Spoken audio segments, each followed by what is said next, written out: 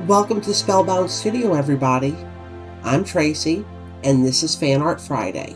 It is May. May is Star Wars month, so today we're going to be talking about the Nightsisters of Dathomir.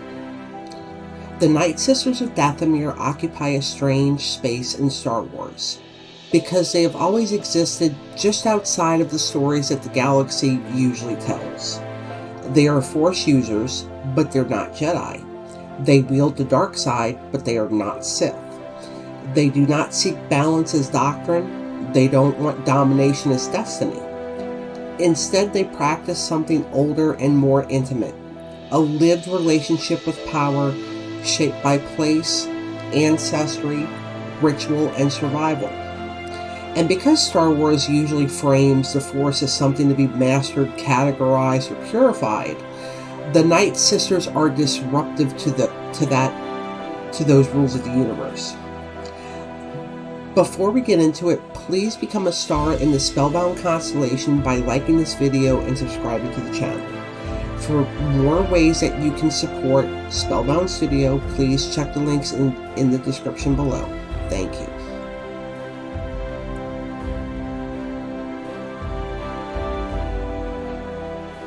When we first encounter them on screen, Dathomir is not a neutral backdrop.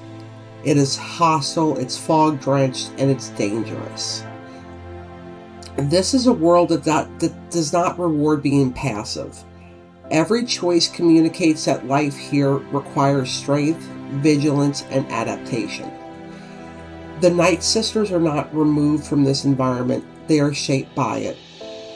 Their magic is not sleek or abstract, it is very physical.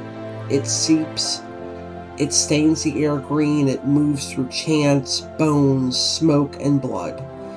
This is the Force as ritual and inheritance, not as philosophy.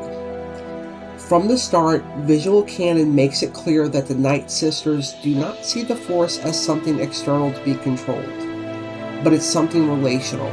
It is called magic not because it is lesser, but because it is culturally distinct. Their power is communal, it's passed through matriarchal lines, it's rooted in memory and place. It is not taught in the Jedi Academy or recorded in holocrons. It is learned by watching and surviving. And that difference is exactly why the galaxy never quite knows what to do with the Nightsisters. The Clone Wars gives the Nightsisters their most expansive and sympathetic portrayal, and it does so by framing them not as monsters, but as people navigating a galaxy that has very little patience for cultures that don't fit neatly into its power structures. At the center of this portrayal is Mother Talzin. She's a figure whose authority feels ancient and earned. Mother Talzin is not reckless or chaotic.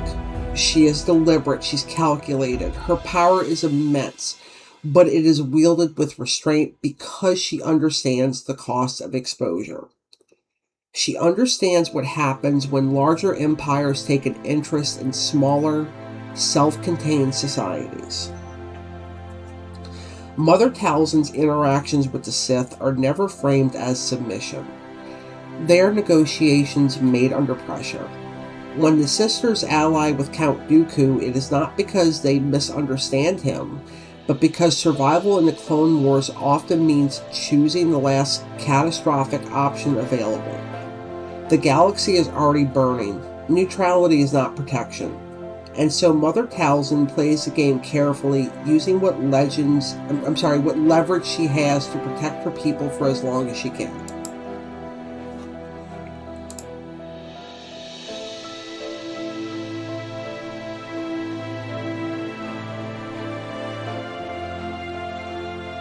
Her calculation ultimately fails, not because the Nightsisters are weak, but because they are inconvenient. When Count Dooku decides they are no longer useful, the response is not withdrawal or diplomacy, it's extermination. The massacre of the Nightsisters by General Grievous is one of the most unsettling sequences in the Clone Wars, exactly because it refuses to soften what happens. Sacred spaces are violated, bodies fall in places of ritual. The green magic that once symbolized continuity becomes a desperate shield against annihilation. This is not a battle between equals, it's straight up eradication. And the framing matters. The Nightsisters are not destroyed because they are evil, they are destroyed because they are powerful, autonomous, and unaligned.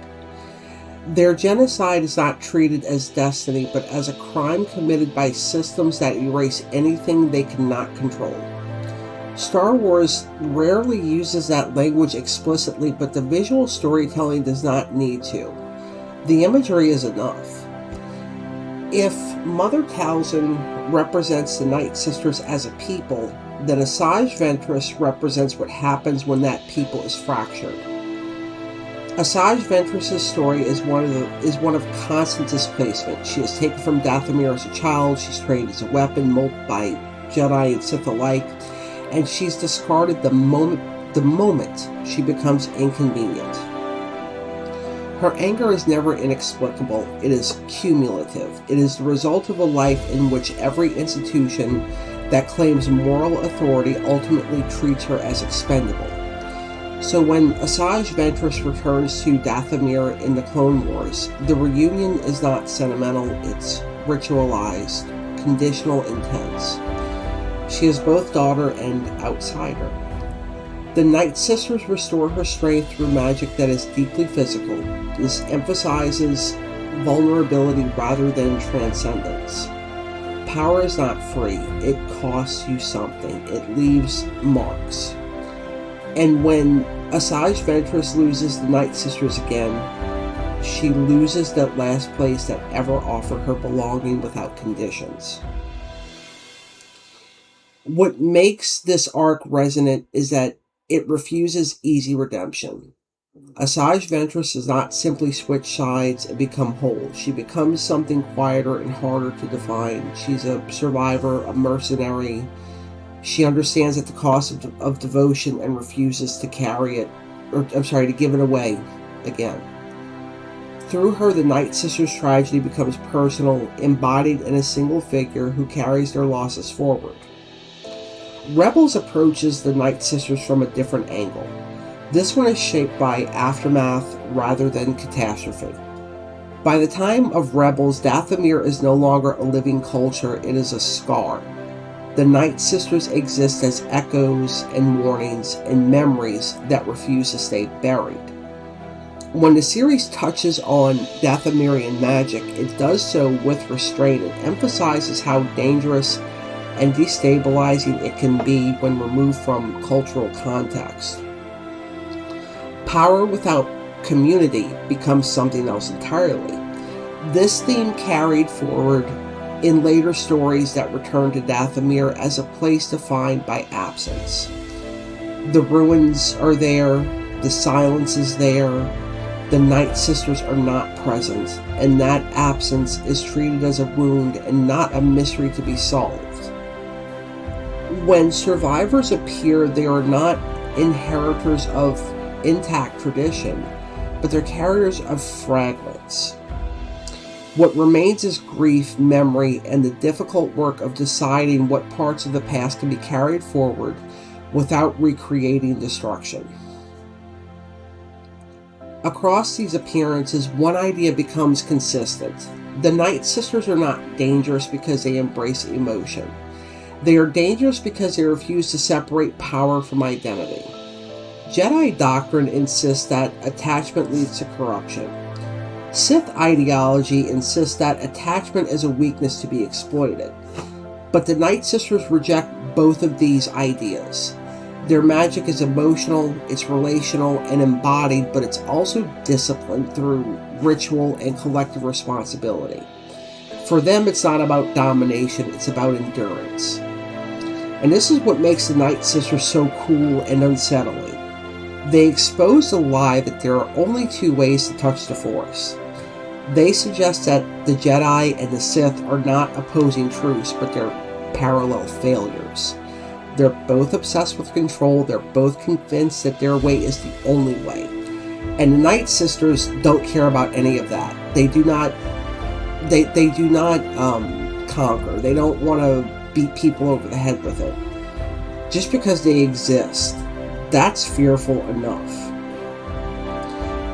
There has been occasional cautious gesturing and newer visual material toward Force traditions that exist beyond Jedi orthodoxy, and while those moments are brief and often controversial, they are not conceptually new.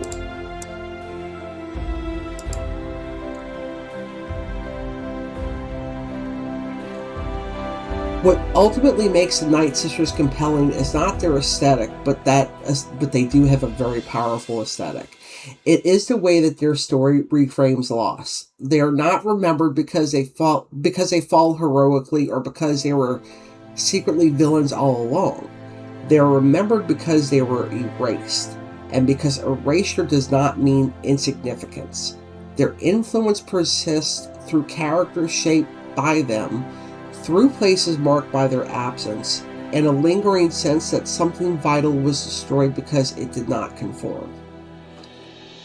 In a franchise obsessed with destiny, the Nightsisters represent something else: contingency.